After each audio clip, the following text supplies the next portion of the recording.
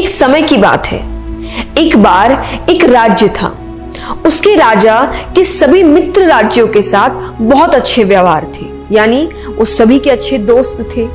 सभी के यहाँ आना जाना लगातार लगा रहता था। इसीलिए सभी राज्य उनके लिए आए दिन कुछ ना कुछ भेजते रहते थे। कभी जेवर हो, कभी खाने को कुछ हो, कभी वस्त्र हो, कुछ ना कुछ गिफ्ट्स हमेशा देते रहते थे। एक दिन उनके दरबार में एक विदेशी मेहमान आया और उसने जाते समय राजा की मेहमान नवाजी से खुश होकर राजा को एक पत्थर उपहार दिया, यानी गिफ्ट किया। राजा को वो पत्थर बहुत ही अच्छा लगा। उसने उस पत्थर की भगवान की मूर्ति बनाने का हुक्म दिया अपने मंत्री को। राजा उस मूर्ति को अपने राज मंदिर में लगवाना चाहते थे। राजा की अनुमति पाकर, परमिशन लेकर मंत्री एक कारीगर के पास जाता है। उसको पत्थर देकर कहता है कि इसकी एक अच्छी सी मूर्ति बनवा दो। ये काम 10 दिन के अंदर हो जाना चाहिए।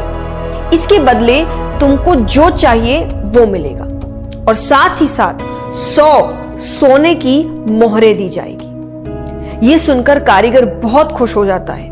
उसने अपनी सभी वस्तुओं को लेकर काम शुरू कर दिया। अब वो उस पत्थर को तोड़ने लगा, जिससे वो उसकी अच्छी सी मूर्ति बना सके। कई बार चोट मारने पर भी वो पत्थर नहीं टूटा। उसने उस पत्थर पर लगभग 50 चोट मारे। करता रहा पर वो पत्थर टूट नहीं रहा।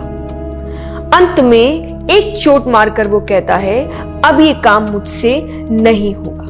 अरे जब इतनी चोट खाने पर भी पत्थर नहीं टूटा तो अब क्या खाक टूटेगा। वो उस पत्थर को वापस मंत्री को दे देता है और कहता है इसकी मूर्ति नहीं बन सकती। लेकिन मंत्री को तो किसी भी हाल में मूर्ति बनवानी थी, राजा का हुक्म जो था।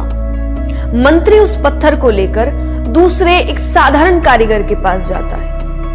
जैसे ही उस कारीगर ने एक चोट मारी और वो पत्थर टूट गया तो वो उसकी मूर्ति बनाने लगा। मूर्ति बनाकर उसने मंत्री को दे दी। मंत्री ने उसे मोहरें दे दी। अब वो मंत्री जाते जाते एक ही बात सोच रहा था कि अगर उस पहले वाले कारीगर ने एक अंतिम प्रयास भी किया होता तो ये सोने की मोहरें उसकी होती।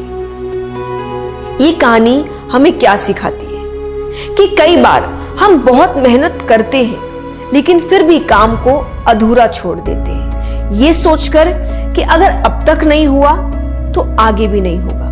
ये शायद मेरे लिए है ही नहीं, मेरी किस्मत में ही नहीं है, मुझसे होगा ही नहीं। पर असलियत में आपको बस एक बार और करने की जरूरत है, थोड़ी सी मेहनत और करने की जरूरत है, थोड़ा सा पेशेंस और रखने की जरूरत है। शायद जिस वक्त उस काम को छोड़ रहे हो उसकी अगली ही बार वो काम हो जाए, पर हम उसे छोड़ देते हैं। अपने गोल्स को छोड़ देते हैं, अपने सपनों को छोड़ देते हैं, अपनी जीत को छोड़ देते हैं। आपको पता है थॉमस एडिसन ने लाइट बल्ब सक्सेसफुली बनाने से पहले 9,999 टाइम्स अनसक्सेसफुल अटेम्प्ट्स करे। बहुत ही बड़ा नंबर है ये।